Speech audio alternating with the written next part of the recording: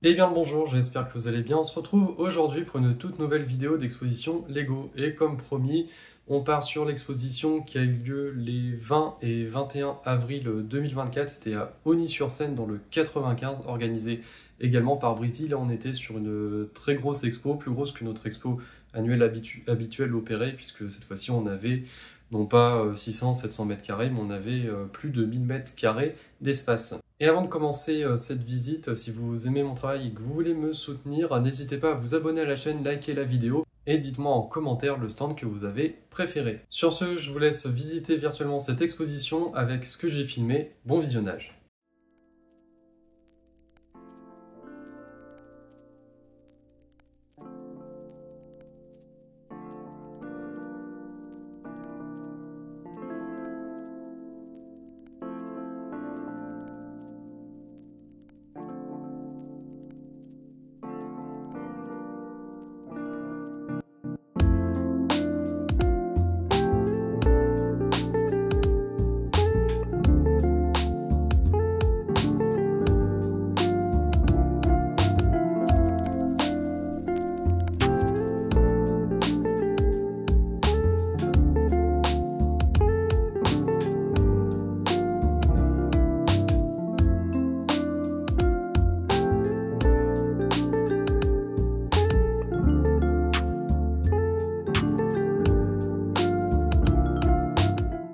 On commence avec un premier stand proposé par JB sur le thème de Star Wars, et sur ce stand il y a un peu tout. Vous allez retrouver du set officiel dont vous allez reconnaître les boîtes, et ensuite du set modifié et également du mock. Et en parlant de mock, le mock très intéressant de ce stand, c'est celui de l'attaque du train du film Solo.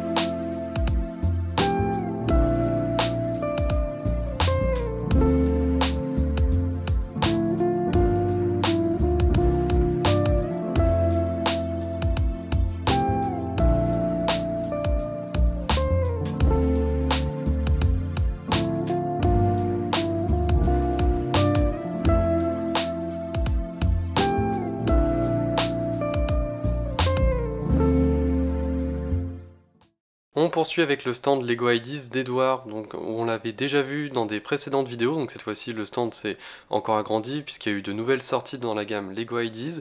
Là ce qui est assez pratique, c'est qu'il y a une grue de chantier avec carrément toute la liste des Lego Ideas sorties à ce jour dans l'ordre, donc je vous invite à faire pause et à bien regarder cette liste. Ce qui est aussi intéressant, c'est qu'il y a son réseau de trains et il utilise également des rails custom pour avoir des courbes avec un rayon d'action beaucoup plus large, et comme ça il peut faire circuler ses trains à très grande vitesse sans dérailler.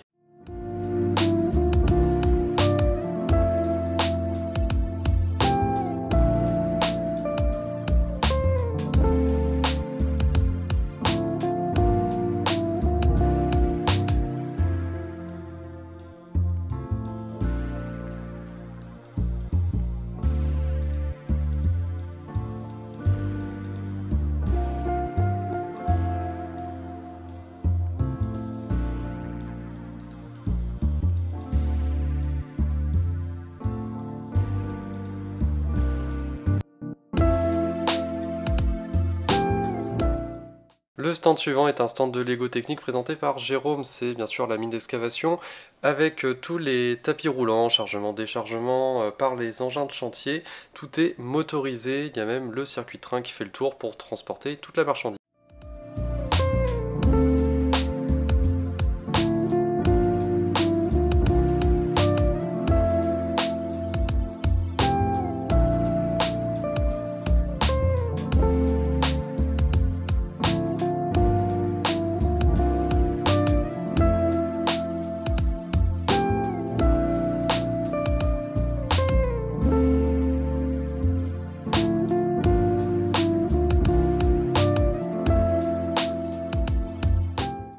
On poursuit avec un univers totalement différent puisqu'on passe sur le steampunk avec le stand de Michael. Donc là on retrouve toute cette base de ville modulaire mais à la sauce steampunk, c'est-à-dire qu'en fait il va acheter des bâtiments modulaires. Donc le dernier en date c'était le commissariat, puis après il va les pimper, il va rajouter des engrenages, des machines à vapeur, il va changer les couleurs, voire même les agrandir pour vraiment pouvoir les intégrer à son diorama. Mais également, ce qui est aussi très intéressant, c'est qu'autour de son diorama principal, il y a plein de petites scénettes, donc il y a aussi des véhicules steampunk pour rester dans le thème, mais également d'autres univers. Là, on a par exemple BioShock avec un Big Daddy et la petite sœur pour ceux qui connaissent le jeu vidéo, mais également le dernier en date, qui est une scène très connue du film d'animation de Walt Disney, de La Belle au Bois dormant. Donc là, on a Maléfique changé en dragon qui attaque le prince au milieu des ronces.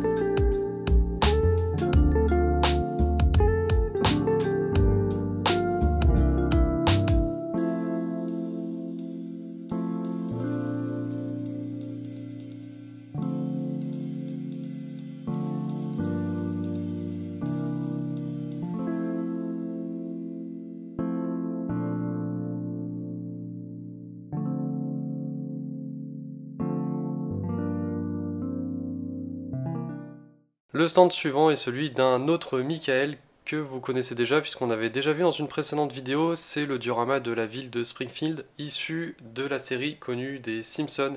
Donc là ce qui est bien c'est qu'il y a une meilleure lumière et j'ai changé d'appareil pour filmer, donc vous allez pouvoir redécouvrir avec des images de bien meilleure qualité ce diorama qui est vraiment super bien pour les fans puisqu'il y a plein de petites références issues de la série et évidemment tous les bâtiments sont aménagés à l'intérieur, donc je vous laisse redécouvrir ça avec de meilleurs détails.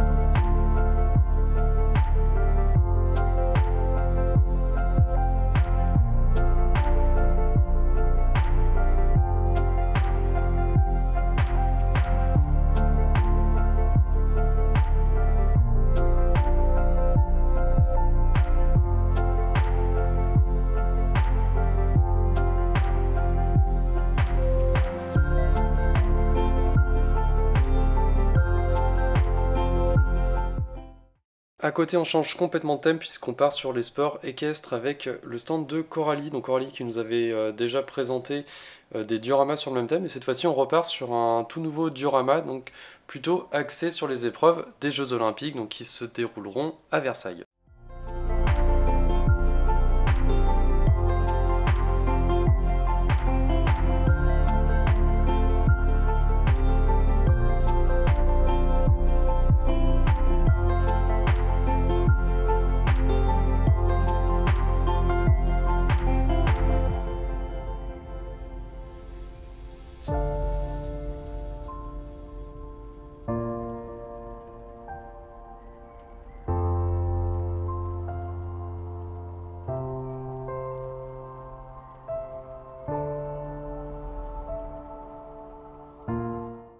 Juste à côté, on part sur un diorama de thème médiéval, c'est celui de Rémy qu'on avait vu à Mulsanne. Donc vous vous rappelez, c'était celui qui tournait avec une rivière avec de la vraie eau.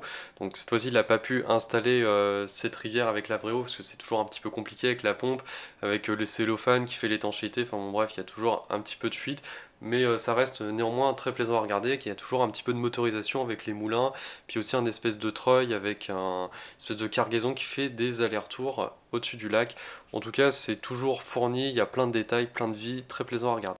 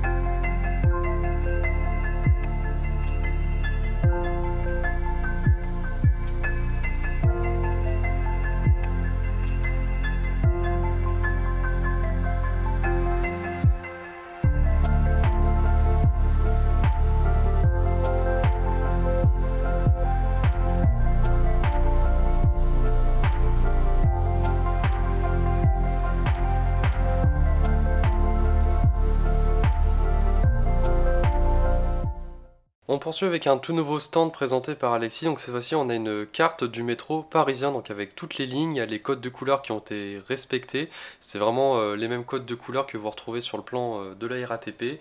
Il y a le numéro des lignes, il y a les gares du terminus, tous les embranchements, et il y a même un petit effet 3D avec certains bâtiments du coup, qui ont été réalisés en microscale et en 3D.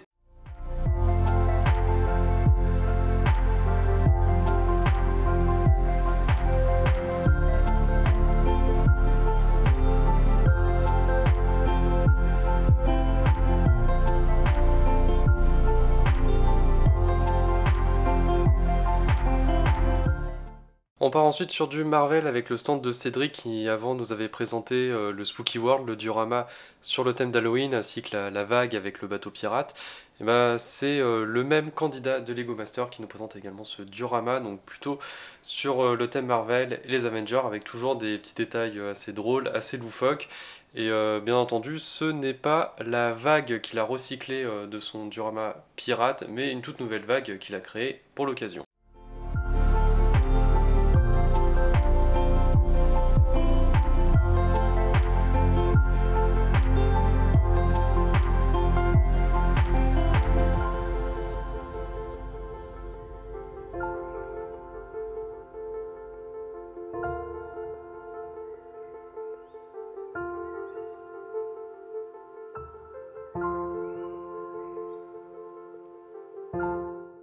Pour les trois stands suivants, on retrouve ceux de la famille Hamelin et je les remercie encore de m'avoir hébergé pendant cette exposition. C'était quand même beaucoup plus pratique que de me taper toute la route tous les matins pour venir. Et donc encore une fois, on retombe avec le stand de leur fils sur le thème des jeux vidéo. Donc il y a du Super Mario, il y a du Sonic. Et après, pour les autres, je vous laisse regarder. Il a mis une petite description devant chaque stand avec le thème du jeu vidéo présenté. Ensuite, on a celui de Laurence qui fait les superbes tableaux en pixel art et là en plus il y a eu de nouveaux tableaux de réaliser et enfin le stand de Franck sur la conquête spatiale.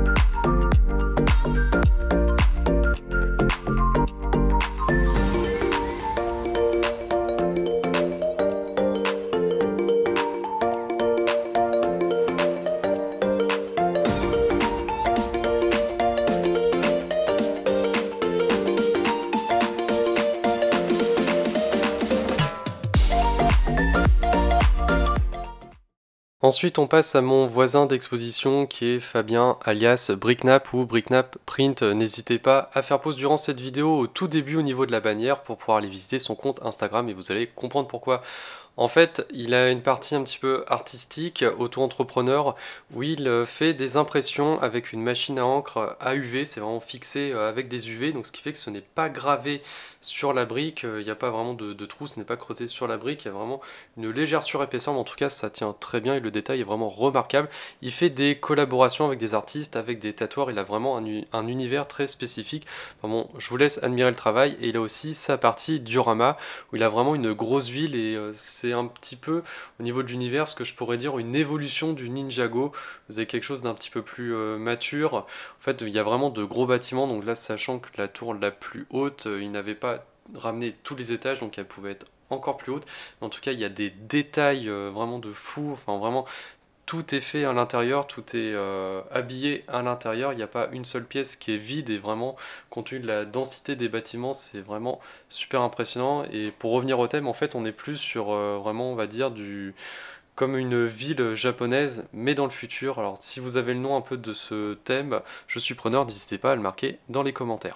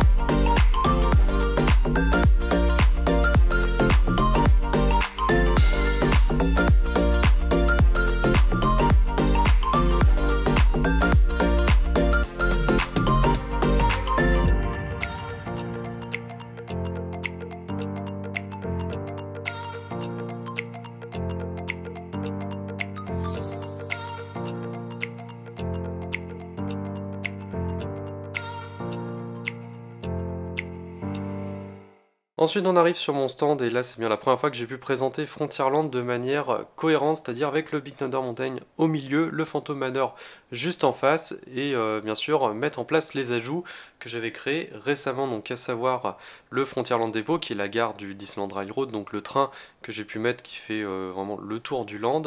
Il y a également donc toute la rue commerçante qui part du Phantom Manor jusqu'à l'entrée du land, donc avec les premiers bâtiments que j'ai pu réaliser, à savoir donc les toilettes, quelques bâtiments western dans lesquels on ne peut pas entrer à l'intérieur, mais également le Silver Spur, un des premiers restaurants, celui avec la façade rouge, l'embarcadère pour le Riverboat avec le Mark Twain, donc il ne circule pas encore autour du Big Thunder Mountain, mais ça ne devrait pas tarder, et bien sûr j'ai pu obtenir tout un tas de figurines pour peupler tout le land.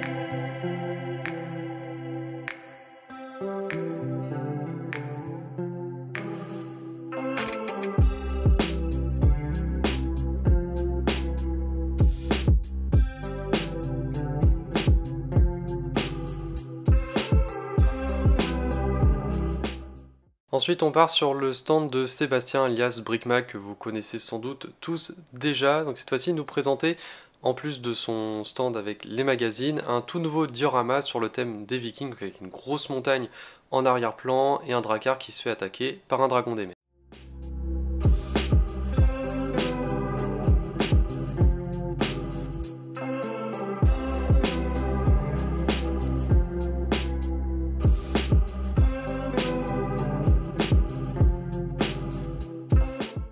Juste après les Vikings, on part chez les pirates avec une petite forteresse attaquée par un galion pirate et également une petite partie avec un petit diorama, une mise en scène sur le thème du médiéval.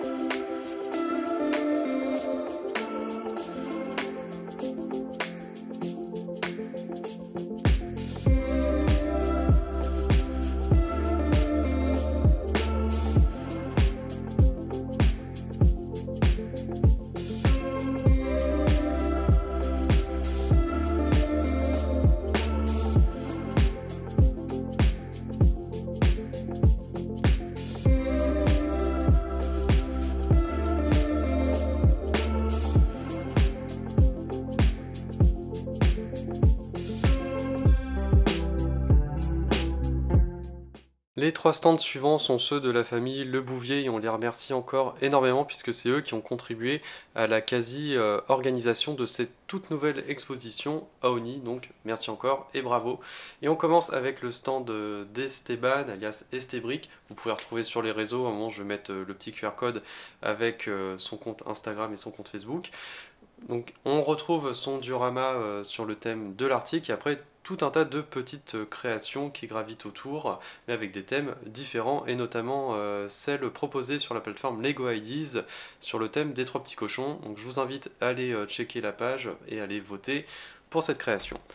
Ensuite on a également le stand d'Amy, donc avec le monde sous-marin, et celui de Christelle avec son stand de bijoux personnalisés créés avec des briques Lego.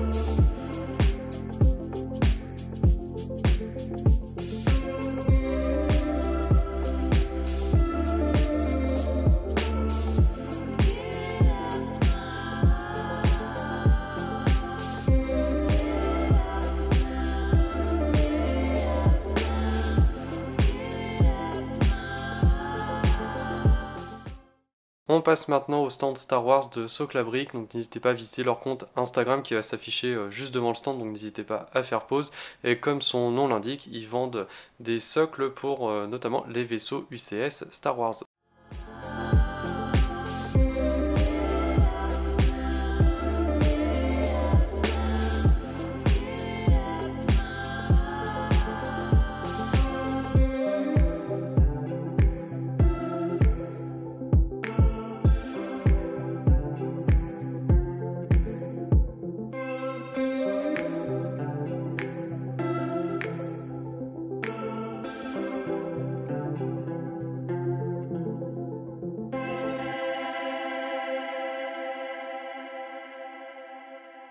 On passe ensuite au stand de Philippe, notre trésorier, avec l'étendue de l'océan et le phare Lego Ideas comme on a vu sur la vidéo précédente du château de Breteuil. Et ensuite avec le diorama spatial qui vient tout juste de commencer sa fille, donc on l'encourage à continuer, en tout cas c'est très bien parti.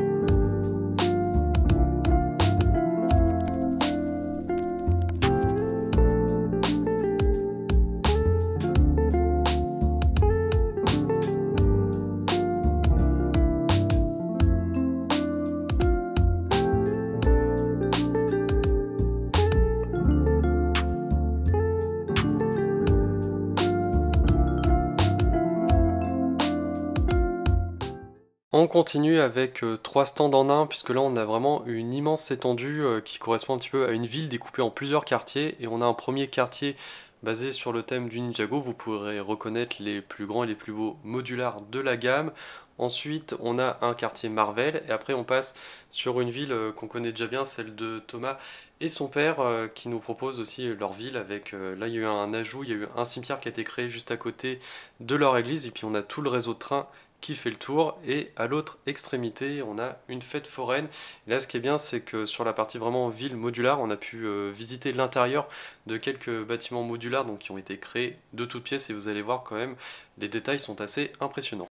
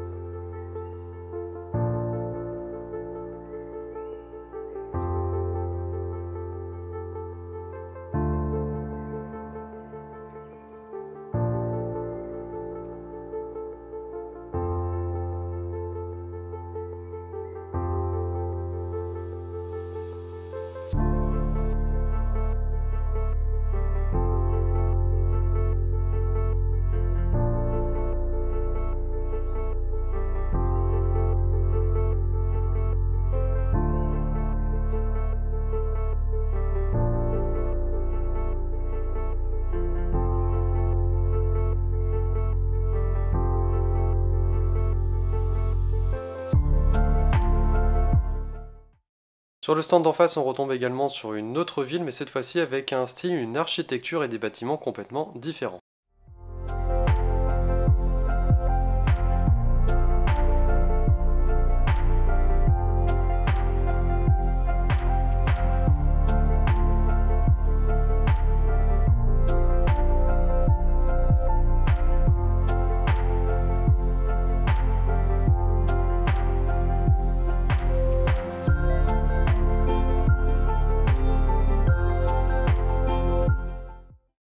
Tout au bout de la rangée, on retrouve le stand Harry Potter de Nicolas, donc avec toute la partie liée à Poudlard, l'école des sorciers, et ensuite la transition qui est faite avec donc le Poudlard Express pour aller sur la partie vraiment démoldue, la partie de la ville de Londres.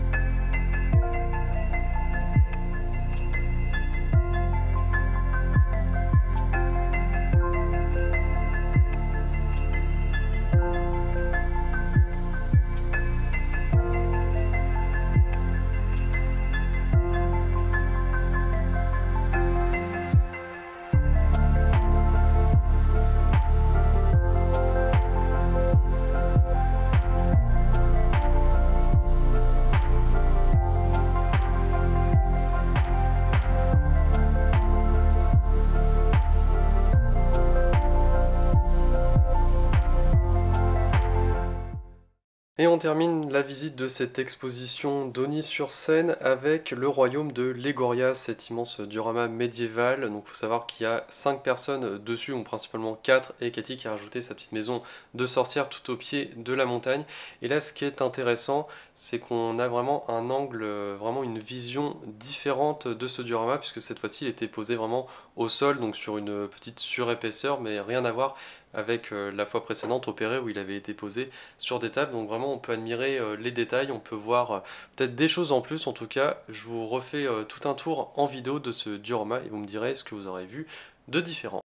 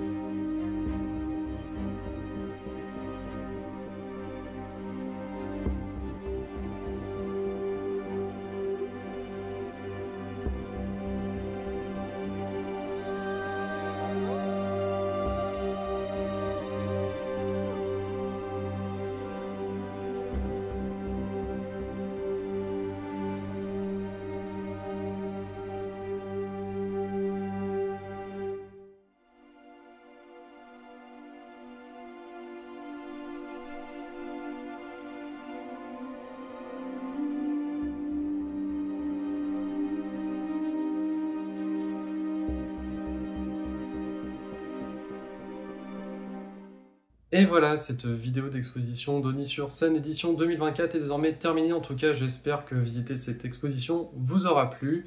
Et en attendant la prochaine vidéo, je vous dis une bonne semaine. À très bientôt. Salut!